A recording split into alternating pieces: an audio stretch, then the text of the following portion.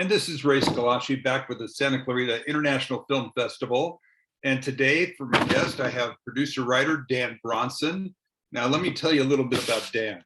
After earning a doctorate at Princeton, Dan taught English and American literature at Indiana's DePauw University.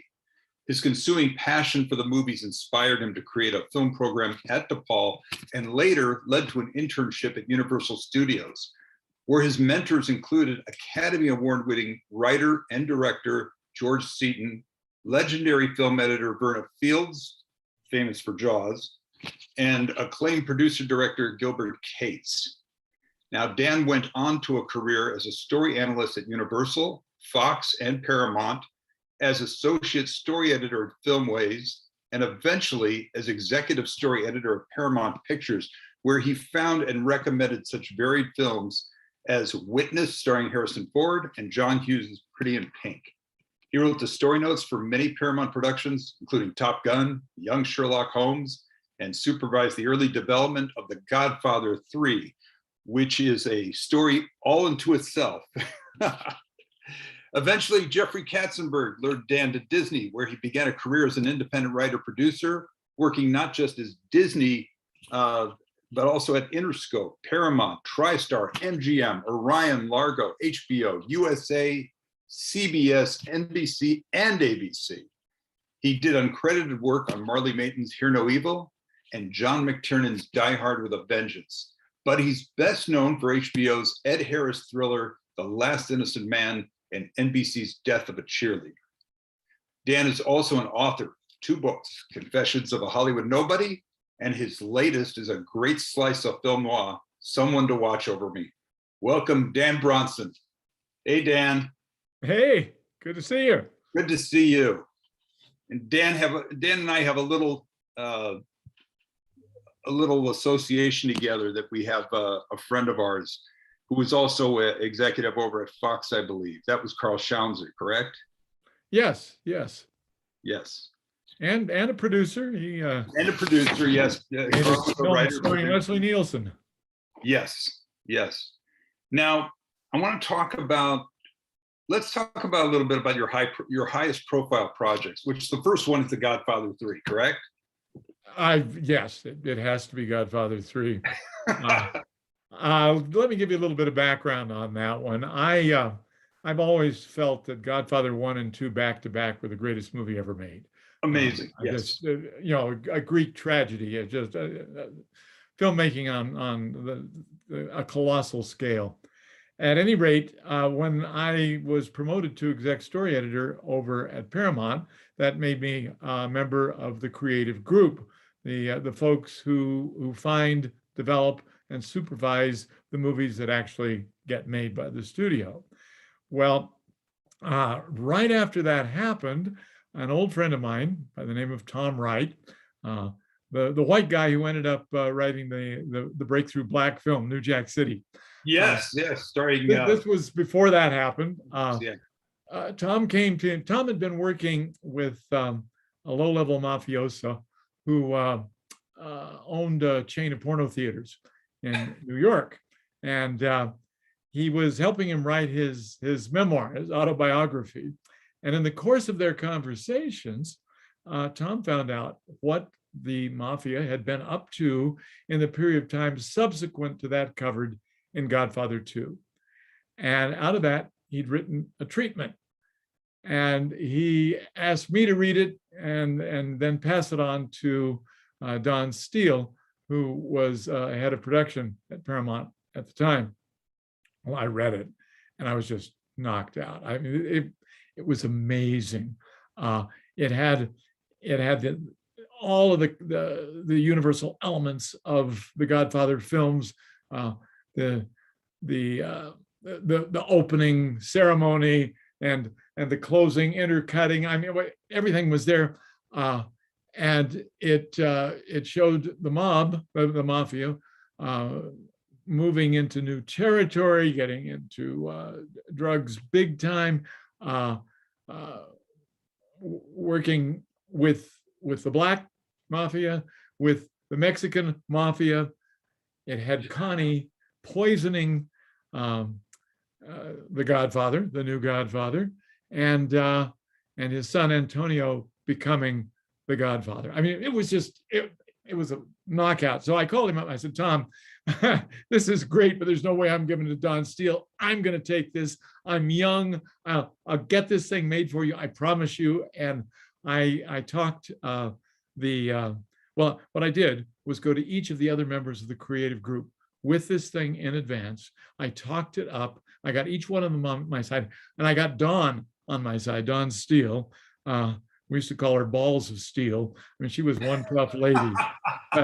Anyhow, she got on board too. So we go to the Monday morning creative group meeting when this thing comes up for discussion. Ned Tannen, the president of Paramount, said to Don, so what did you think? And she praised it to the skies. And then the dominoes fell into position as they always did. If Don was always the first to speak, and whatever position she took, in most cases, everyone would fall into place. Well, got around to me, and naturally I praised it to the sky. And then we wait for Ned. And Ned says, well, I don't like it. It's a money pit. He said, but I'm go ahead. He says, it's your movie, you go make it. And in the context of what he just said, it was, it's your job, you go lose it. He said, and that's the way it works in Hollywood, right? Oh yeah.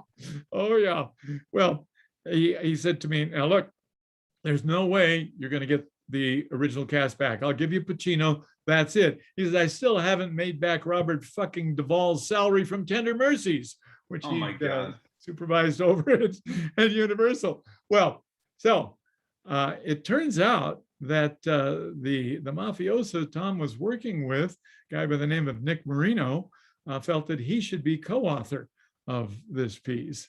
So there's no way to say no to this guy. So I meet with him and Tom.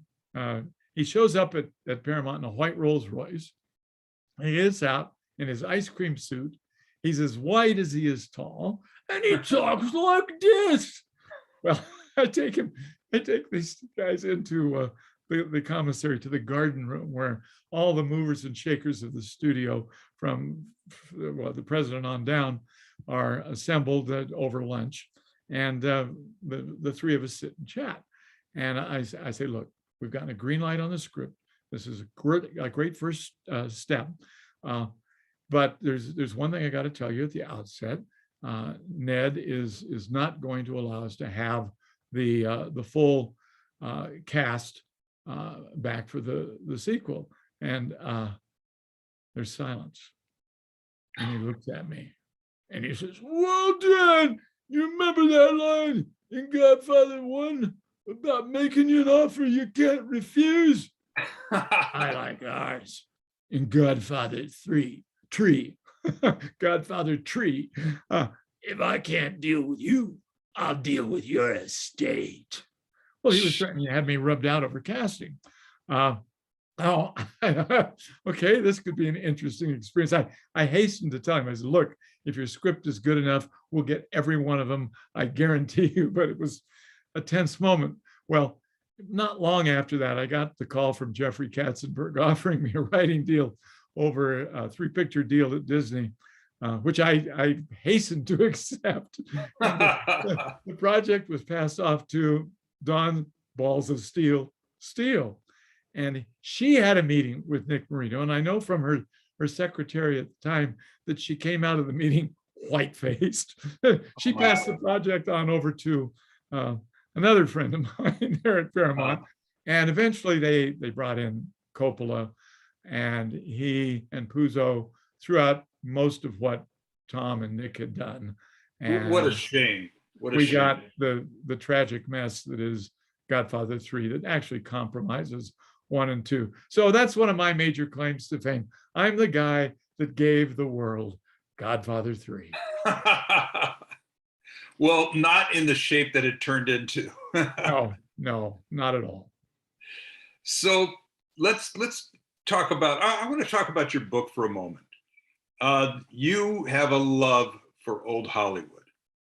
And you wrote this fabulous book called Someone to Watch Over Me. I felt like I was watching a Bogart movie. It's so good. And tell us a little bit about it. Well, I came up with the notion back in the late 90s. I'm a little slow to get to things.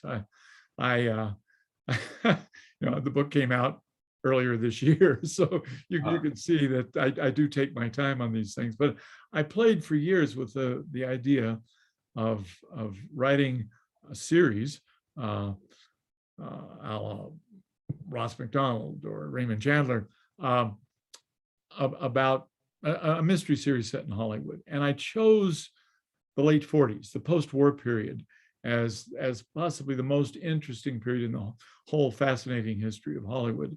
Because in that post-war period, the studios were at their peak of power, but there were already big cracks starting to form in the foundation. There were the Paramount consent decrees, which divorced them from ownership of the theaters. They were forced to divest themselves by the federal government of ownership of the theaters. So if they no longer had the guaranteed market, I mean, that was to take apart things, they bought them and sold them. Yeah, that was to take apart the monopoly, right? Yeah, absolutely. And there was also the rise of television, major competition from free TV. Right. And there was the breakdown of the star system. They in the past had locked these stars up. The stars were virtually indentured servants. If they refused to do what the studios wanted them to do, they would be punished severely. And there was no way. The contracts were unbreakable. Well, eventually the stars refused to sign these things. This all started happening in the late 40s. I think Jimmy Stewart was the first one to go out on his own and make something like $1 million instead of whatever he was contracted for at the studio, some much lower than that. So it was all beginning to break down. Well, there's all this conflict, and conflict is drama. So that was when I decided where I decided to set my story. And I wanted to tell the story of an actor who was just on the verge of stardom. He'd made that breakthrough film when World War II broke out. He volunteered. He saw D-Day, the Battle of the Bulge, the freeing of the death camps, and he came back physically and emotionally scarred. As a matter of fact, he has a scar that runs from here all the way back to his ear. His film career is over. The studios his studio takes pity upon him and gives him a job as a publicist. And as he says, publicist, right? So the only thing I know about publicity is how to suppress it. And that was his job. He was the babysitter to the stars. And his job was to try to control them. And when he failed, to cover up their bad behavior. And he's good at it because he simply doesn't care about anything anymore as a result of his war experiences until Savannah Stephens comes along. He is assigned the care and feeding of Savannah Stephens, who is the Hollywood, or who is Titanic Pictures sex pot star. She is heading up their biggest picture of the year, the one on which the entire fate of the studio depends. All their money is tied up in it, and she's a basket case. She shows up late to the set, if she shows up at all. She insists on dozens and dozens of takes. She's constantly on the verge of a breakdown, and then she disappears. And his job is to find her without help from anyone, because he can't tell anyone, even the police, that she's gone. It would be so devastating to the studio. So that's the setup, and it goes from there. And what's so interesting about Dan's book is that what you've done is you've taken real life situations, you've characterized some real life stars, and you've also put in some Hollywood dirt that was for real, like that. God, what was that room? I'm trying to remember the room where the women were all gathering. Oh, the sewing circle. Thank you, the sewing circle. They called themselves the sewing circle. The sewing circle, which I never heard of before. I thought it was something elaborate that Dan made up, and I was like, wow, this is really cool. And then I read up and I went, oh my God, this is for real. And all the people that were quiet lesbians, they didn't want it to be known. And yes, the female stars who were so hot, they were cold, like Marlene Dietrich, Greta Garbo, Hattie McDaniel. She didn't fall into that category, but she was one of the. It's astonishing. And they were bisexual stars as well, but they were all members of the Sewing Circle. Yeah, Katharine Hepburn as well, which I found I was surprised. But she wasn't officially a member. Katharine Hepburn, there's all kinds of talk about her sexuality and her relationship with Spencer Tracy. Okay. But these others, yeah. Yeah, that's really something. Now I wanted to ask you, as far as studio films and these independents, there is a vast difference, but also, wouldn't you say there's more quality involved with these independent films because they're trying so hard to be standalone projects?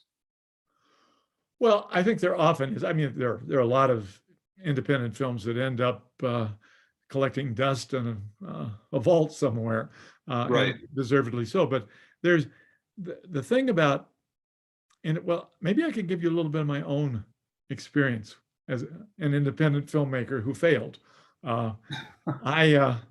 We had almost a year-long writer's strike during which you were not allowed to write anything for the studios. So I did a spec adaptation of a book that I had optioned called Truants by Ron Carlson. It was something that I'd owned the option on for several years. And I sat down and wrote it in 2 weeks, just before the strike ended. And when the strike ended, I took it to Cassian Elway's, a young producer who went on to do The Butler, the Dallas Buyers Club, and on and on. Cassian's one of the most successful producers in Hollywood today. He was just starting out in those days, but what he was doing was giving writers the chance to direct their own material for about $2.50. You weren't going to get rich doing it. You had to make your movie, and you got to make it the way you wanted to make it. That was the great strength of the many of the independent films. It could work out badly. I mean, if your financing comes from a bunch of dentists, one of whom is a huge film fan and thinks he knows everything there is to know about the movies, then you got all kinds of problems. But I had no such problem with Cassian. I was going to be backed by Robert Ellis Miller, the director of Reuben and the great Alan Arkin film. I'm drawing a blank. That doesn't matter. And I had him to back me. I had Caro Jones, the casting director of The Karate Kid, to do my casting. I had the costume designer of Total Recall. I mean, it was amazing. And they were all committing on the basis of the script. They saw what the script was and what it could be. I was talking to Ethan Hawke's agent about playing the lead role in this thing. I'd even had conversations with one of Kirk Douglas's people to play the old man in this thing. And we were about 6 weeks into pre-production when Cassian's House of Card financing collapsed. But I so believed in this and was so determined that I kept it alive. I started paying the salary of you never spend your own money if you've got a brain in your head. I've heard that. First rules in Hollywood. Yes. I don't. I mean, I spent my own money on the option for this thing. I spent my own money on the option for Last Innocent Man, which I did get made at HBO. At any rate, I kept my production manager and my line producer, and we did all kinds of work. Oh, I forgot. I also had Paul Rebell to edit. Paul had done something called The Stone Boy, and he went on to become John Frankenheimer's editor. Oh, we had this amazing team, and he was putting together this wonderful story. But, well, I kept it alive for a year, pretty much killed my writing career during that year because you got to be on the scene. And it was almost like starting all over again. But the great thing about it, and that's the moral of the story, is that with independence, you really have a chance to be in charge of your own material. You have a degree of creative freedom that you simply don't get from the studios who, especially in these corporate days, rule with an iron fist. Yes. Chances are you'll sell your project to the studio. They will let you write one revision, and then they'll turn the thing over to another writer or a whole series of other writers. You'll lose control of it completely. May not even end up with credit. Oh, it's a shame. Really quick, something you and I talked about a little while ago, and it blew me away, was that you had recommended a great movie by Jane Campion that's on Netflix right now called The Power of the Dog with Benedict Cumberbatch. And you happened to mention something about that you were writing that way back when. And I'm like, wait a second, how old is this project? Could you just give people just an idea of what happens here with something that's so great and powerful, and no matter how good it is, it could take forever or never to get done? Well, I didn't recommend it. I was going to be the writer doing Right. the adaptation. Yeah. And what year was that? Oh, it was the mid 90s. It's a long time. Mid 90s. Yeah. I had a long lunch meeting with oh damn it. Here I go again. No, I do the same thing. Anyhow, two brothers, Last Picture Show, Last Detail, Academy Award nominee. His brother was married to Meg Ryan. You mean, wait a minute, Dennis Quaid? Well, with Dennis Quaid and his brother Randy. Okay. Okay. Yeah. Randy. I'm sorry. Right. Yeah, I had a long meeting with Randy Quaid, who wanted to direct himself and his brother Dennis in Power of the Dog, and I was really excited. One of the biggest producers in town was the one who held the option and was going to use them, and it never happened. I frankly don't remember at this point in time. It's been too many years. What happened? Right. It just didn't happen. But look at where we are. Over 25 years later, Jane Campion comes along and actually gets the job done. It gets it done brilliantly. And Benedict Cumberbatch, oh my God, as far as I'm concerned, he's the guy who should walk away with the Oscar this year. Okay. But it gives you some sense of how hard it is. I can tell you about projects that I worked on for 10 years and finally just went away. You've got to be totally committed. You got to be a little bit nuts to be in this business, because it's so damn tough, and the rate of success is so small. So I know, and it's so daunting. And I've experienced it. You've experienced it, and yet there's still people trudging along and doing things like this festival here, and they have high hopes, and they could have some great films. But you just don't know. It's a big roll of the dice, is it not? It is. Yes. Well, Dan, I want to thank you for your time, because your time is precious. And please, let's plug your book again. Actually, let's plug both books. Oh, okay. Well, Someone to Watch Over Me. Okay. And where can it be found? On Amazon? Amazon, Barnes and Noble. You can order it from your local bookstore. They won't have it in stock, but all of them can order it. Let's see. I didn't mean for you to travel. How's this? There we go. Confessions of a Hollywood Nobody. It's a comic memoir of my roller coaster ride through Hollywood. So they're very different. One is well, there's a lot of comedy in Someone to Watch Over Me, but there is at the same time. And I've gotten an amazing response to both of them.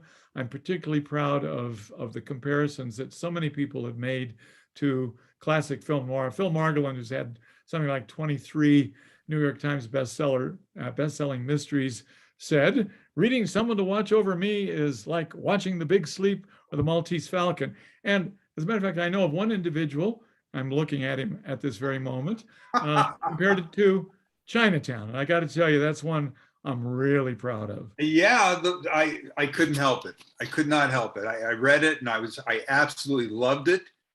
That is not because you're a friend of mine. It's because you're a truly amazing writer, and I enjoyed every moment of it. In fact, I went back and reread some chapters that I was just like, oh, this is so good. And I wish this would be on film. We were talking about who could star in it, and all we could think of at that time was the old stars. Yeah. Oh, Robert Mitchum's my choice. Yeah, Oh, but he's my God. unavailable. Yeah. What a shame. But listen, can they find you on the web, or do you have something? Yeah. I've got two. One is Dan-Bronson.com. Okay. And the other one is Hollywood-nobody.com. And they're very different. The Hollywood Nobody one is as much fun as the book, I think. It's very unconventional, and gotten a lot of nice comment about it. Okay, well, Dan. And, you can go there and buy the book too. It just transfers you over to Amazon. Okay, so you have a great holiday season, and I really appreciate you for coming. Thanks for having me. It's been a lot. It's always fun. we could go on and on. I know we could. You take care, Dan. Okay, thank you, Ray. Give your wife my best. I sure will. Okay, bye-bye. Bye-bye.